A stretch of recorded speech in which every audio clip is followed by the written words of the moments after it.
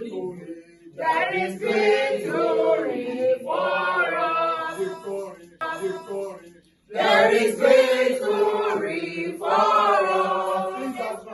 In the struggle for Nigeria, there is victory for us. We are here today to update you on recent developments regarding Mrs. Dorcas Adeyinka, the founder and CEO of Dorcas Adeyinka Empowerment Foundation.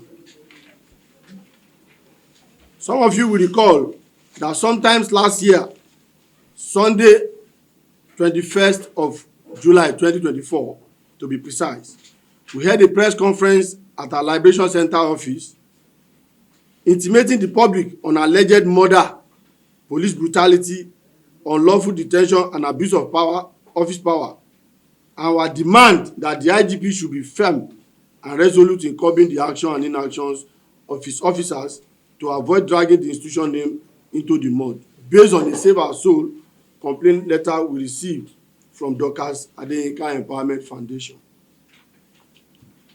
Following a careful review of the complaint letter and our visit to the Nigerian Police Force Headquarters Abuja to meet with the IGP monitoring team in charge of the case, we were then informed by the team leader, DCP Elema, that the team has concluded their investigation and submitted its report to appropriate quarters, that it was the office of the first PPRO that declared Dorcas Adeyinka wanted, which is not part of their report. You permit me to shed light because some of you are not with us when we started this struggle. We received a complaint from the foundation that their boss is being intimidated and victimized by police officers just because they have a dispute with other bloggers. So she was declared wanted for a case of murder because there's a lady that the foundation assisted. The family is there. They empower her. Along the line, maybe the lady passed away. Then the opponents now target that the lady was killed by Dorcas, and police have to declare her wanted.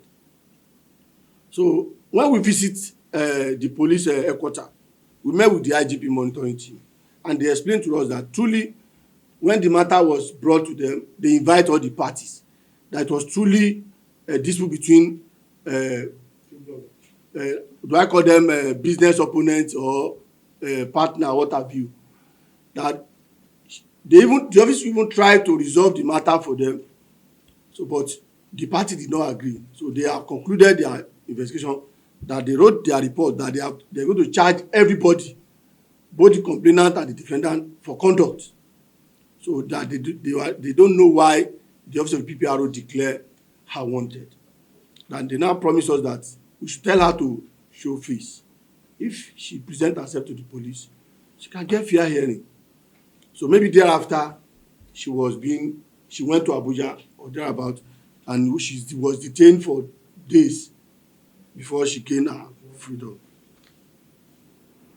Chief Mrs. Dorcas Adeyinka, a Nigerian-born British citizen, the Chief Executive Officer of Dorcas Adeyinka Empowerment Foundation, a foundation of hope for thousands of Nigerians, was later detained for 21 days at Abuja after her appearance. It took the effort of the detaining legal team to seek her release by filing for the enforcement of her fundamental human rights in an Abuja High Court, pending the outcome of the deceased autopsy. When she appeared in Abuja, she was detained. Then the legal team approached court to grant her bail, and the court granted her bail. So thereafter, the autopsy report came up, and the report exonerated Dorcas Adeyinka that the disease cause of death was tuberculosis.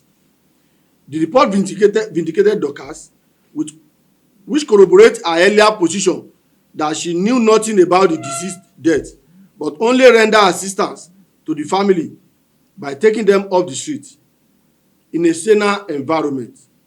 Dorcas Adeyinka's name ought to have been delisted from wanted list since the day she gets to the police custody.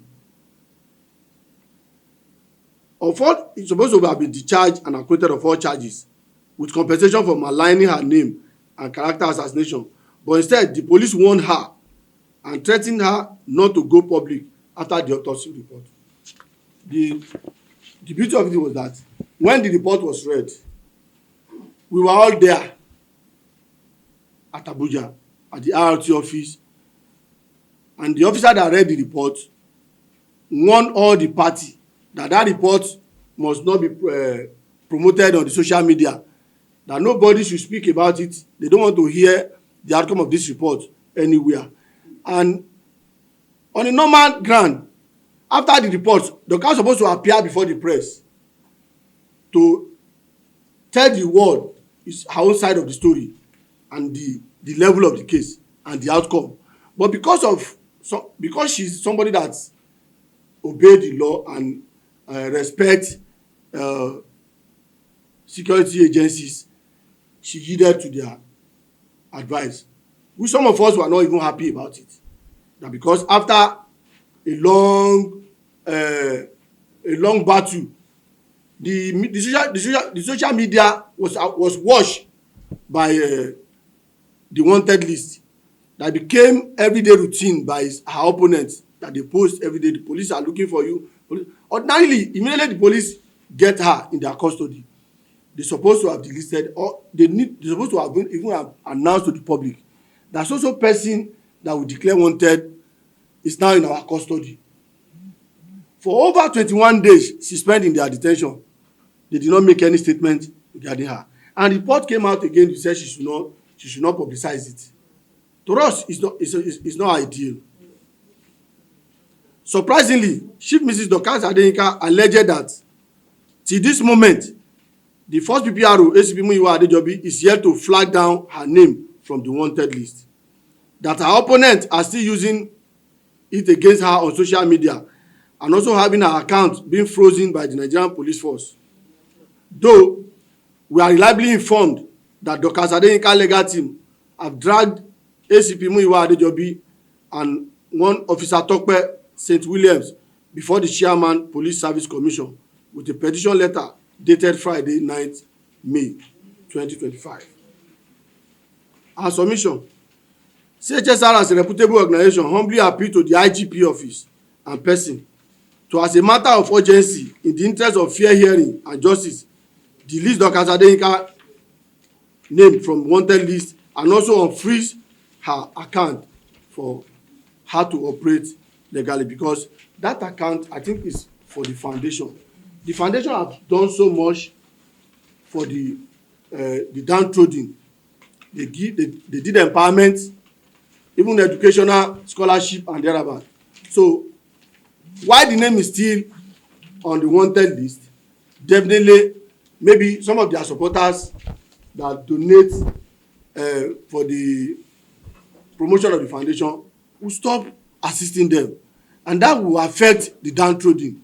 That's why we said if she has any case to answer, the police know what to do rather than punishing her for an offence she did not commit.